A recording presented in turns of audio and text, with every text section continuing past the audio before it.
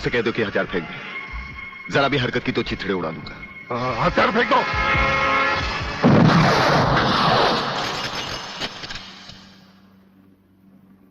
हम तो समझे थे कि तुम जंगबाजों की तरह जंग लड़ोगे, लेकिन तुम तो एक घटिया किस्म के भगौड़े प्यादे निकले। अधूरे में ही हथियार डाल दिए। प्रलयनाथ कभी कोई जंग अधूरी नहीं लड़ता ब्रिगेडियर। देखना चाहते हो तो देखो।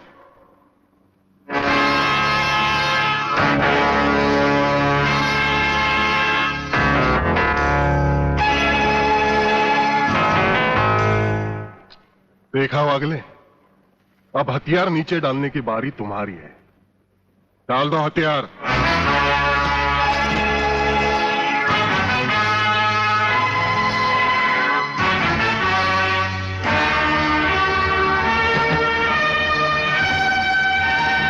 ब्रिगेडियर, हथियार नीचे डाल दो।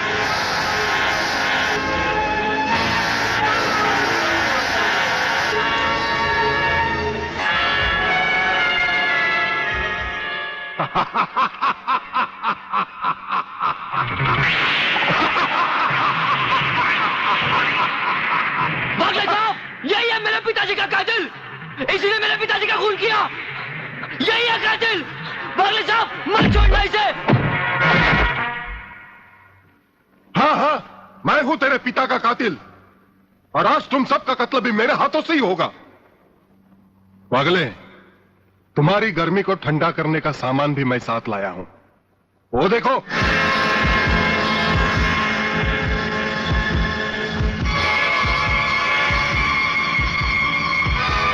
खबरदार अपनी जगह से हिलने की कोशिश की। एक ही बटन दबाऊंगा, सबको राख कर दूंगा। अगर देखना चाहते हो तो ये देखो।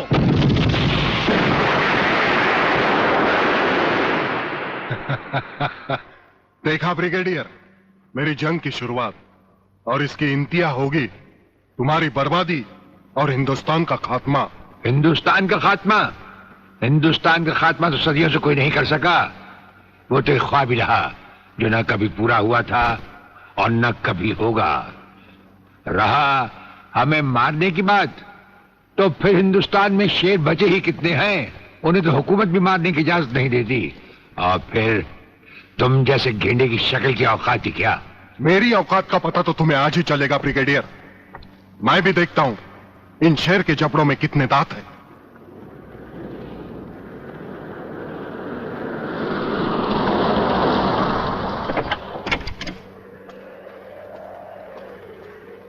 नमस्कार शिवाजी राव वागले। आओ आओ हिजड़े की औलाद आओ, तेरी ही कमी थी।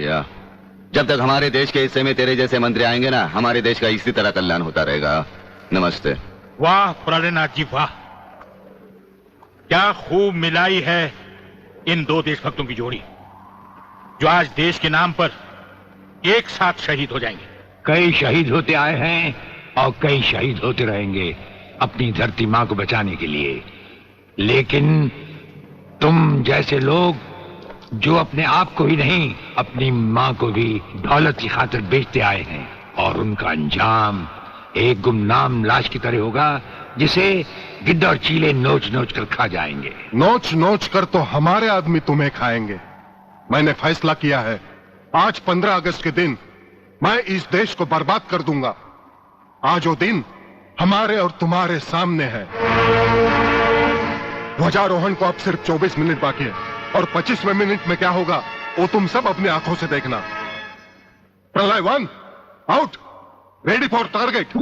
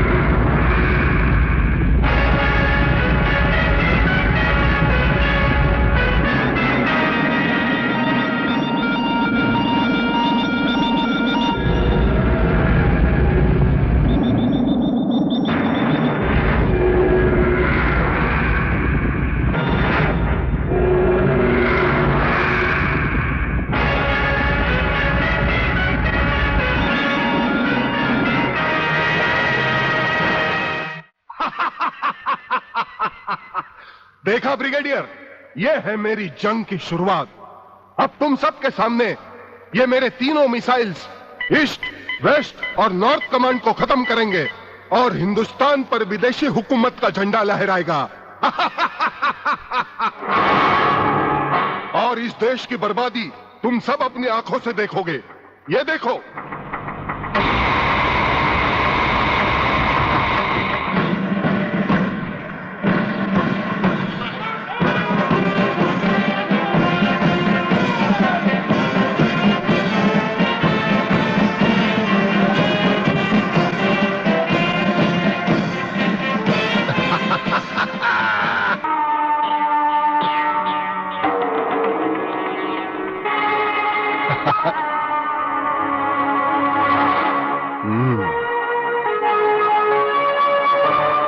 खड़े हो बारूद के ढेर पर और पी रहे हो पाइप।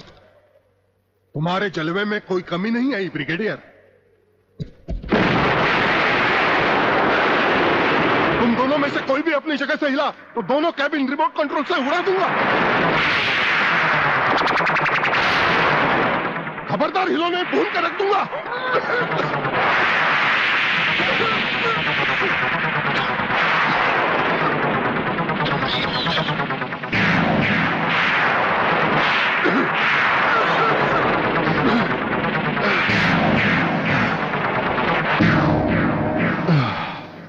ये तो हमारे एक छोटे से पीने वाले पाइप का कमाल था। अगर कहीं भूले से हमारे इस रुमाल को हाथ लगा बैठते तो जलकर राख हो जाते गेंडा स्वामी। जलकर राख कौन होगा, इस बात का पता तुम्हें अभी चल जाएगा ब्रिगेडियर। प्रलय 1 स्टार्ट।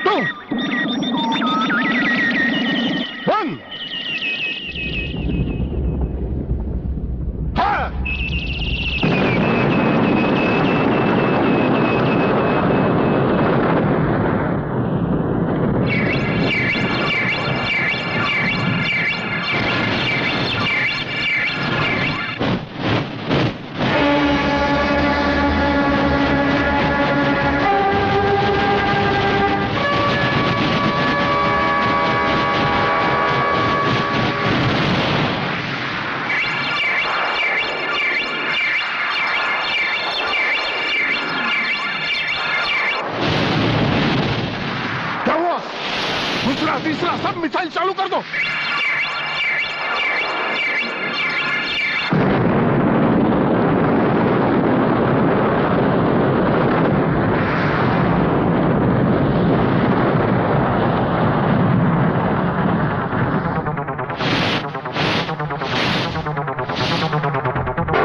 प्रलयनाथ जी, मैं पूरी कोशिश कर रहा हूं, लेकिन पता नहीं क्यों एक भी मिसाइल टेक ऑफ नहीं हो रहा। गार्ड्स, इसका टेक ऑफ कर दो। हमारा वो पाइप डायनामाइट से भरा हुआ था। हम जानते थे कि तुम कभी ना कभी हमारे हाथ से छीन कर उसे फेंकोगे। उसी के धुएं की आग लेकर हमने तुम्हारे सब मिसाइल के फ्यूज कंडक्टर निकाल लिए हैं। गेंडा स्वामी, फ्यूज कंडक्टर, अब तुम्हारे मिसाइल में सिर्फ धुआं रह गया और कुछ भी नहीं। बाकी बचे तुम। गेंडा स्वामी, उसे तो हम निपट लेंगे।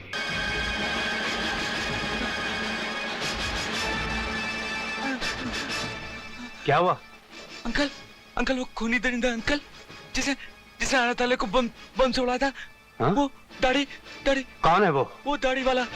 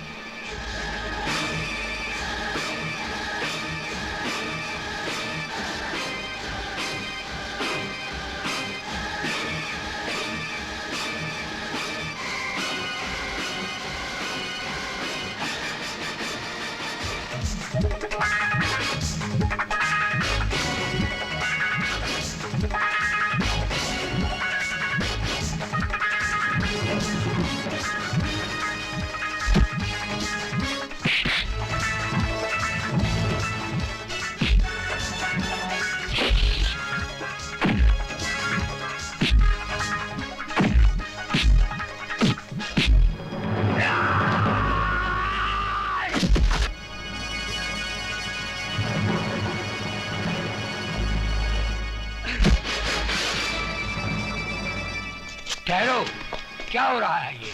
रुक जाओ। हम इसे जिंदा नहीं छोड़ेंगे। ये वही राक्षस है जिसके पापी हाथों ने अनाथ आश्रम को मासूम बच्चों की चिता बना दिया था। तो क्या अनाथ आश्रम को इसी ने उड़ाया था? हाँ, यही है वो दरिंदा। जब्बर सिंह, जिंदगी तो तूने जालिम बनकर गुजार दी, अपने इस गुनाह का भी इतराफ कर ले। शायद नीले आसमान वाला उसकी अदालत में तेरी कुछ सुनवाई हो सके। इतराफ कर ले। ये जो कुछ कह रहा है सच है। उस हादसे वाली रात तुम यहां से निकले कैसे? मुझे आपके असिस्टेंट चौधरी ने यहाँ से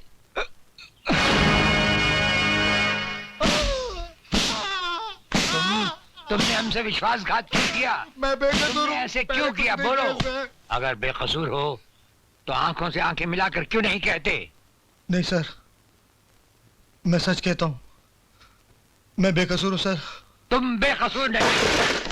क्या ये झूठ है कि जिस कानून की हिफाजत का जिम्मा उठाते हो उसकी रगों में तुमने जहर घोल दिया? क्या ये झूठ है कि तुमने ही जब्बर सिंह जैसे कातिल को जेल से जाने दिया? देखो, अगर तुम अपना जुर्म कबूल कर लो तो शायद तुम्हारे पाप का प्रायश्चित हो जाए, वरना जिन बच्चों का बचपन तुम्हारी वजह से जिंदा जल गया, उनकी सिसकियां और उनकी चीखें तुम्हें जिंदगी भर बताती रहेंगी। मैं पापी हूँ, मुझे माफ कर दीजिए। मैं खूनी हूँ, मैं हत्यारा हूँ। मैं नहीं जानता था कि वो ऐसा करेगा, वरना मैं जब्बर सिंह को जेल से किसी हालत में नहीं छोड़ता। मुझे माफ कर दीजिए साहब, मुझे माफ कर दीजिए। मिनिस्टर साहब ने मुझे ऐसा करने पे मजबूर कर दिया था सर। चौधरी ने राणा प्रताप को मेरे बारे में सब कुछ बता दिया है।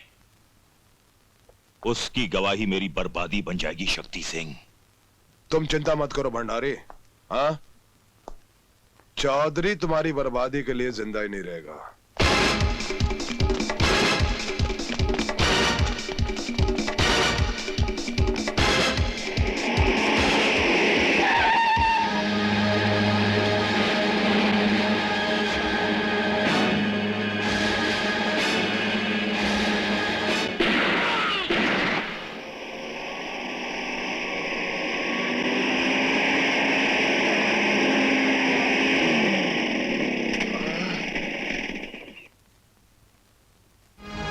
चौधरी, सर, मुझे बेनी प्रसाद के लोगों ने मारा है।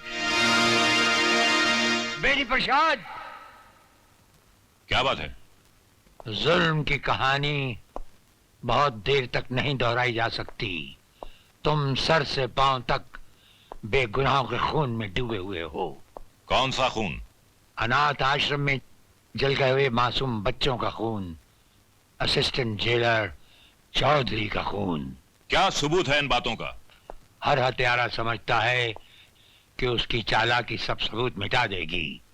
भूल जाता है कि जब खून टपकता है तो जम जाता है, अपना निशान छोड़ जाता है और फिर चीख चीख कर पुकारता है कि मेरा इंतकाम लो, मेरा इंतकाम लो। इंतकाम की बात बाद में करना जेलर। सबसे पहले अदालत को ठोस सबूत चाहिए जो तुम्हारे पास है ही नहीं। हमारे पास दौलत है, पुलिस है, ताकत है, इन सब की शक्ति है, इन सब का वसीला है हमारे पास। वसीला, सबूत, हमारे पास सबूत है। वो सबूत जो तुम्हारी हर ताकत, हर वसीले को मिटाकर तुम्हें अदालत में सबके सामने नंगा करके खड़ा कर देगा। क्या कहा? यही कि जिस असिस्टेंट जेलर के बारे में तुमने समझा था कि मर चुका है, वो मरा नहीं, वो जिंदा है। और कल का दिन चढ़ते ही वो भरी अदालत में जीता जागता पेश होगा। अफसोस, तुम पर सद अफसोस। बड़े शर्म की बात है, एक मामूली आदमी को नहीं मार सके। ऐसा कभी नहीं हो सकता। तिलक धारी की गोली लगे और कोई बच जाए। बच जाए? हाँ, बच गया वो, जिंदा है वो। राणा प्रताप ने उसे किसी अस्पताल में छुपा रखा है। इससे पहले कि वो तुम्हारी अर्थी का सामान बन जाए, खत्म कर दो उसे।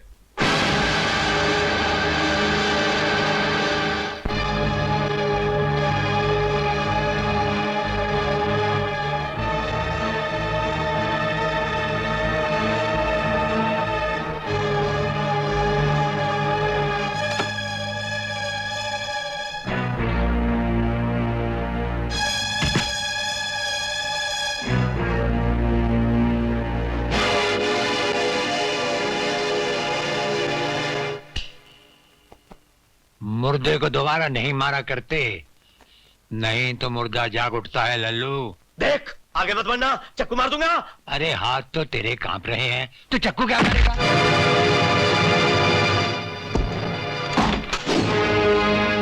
ले जाओ इस लल्लू उस्ताद को इसके घर पुलिस लॉकअप में।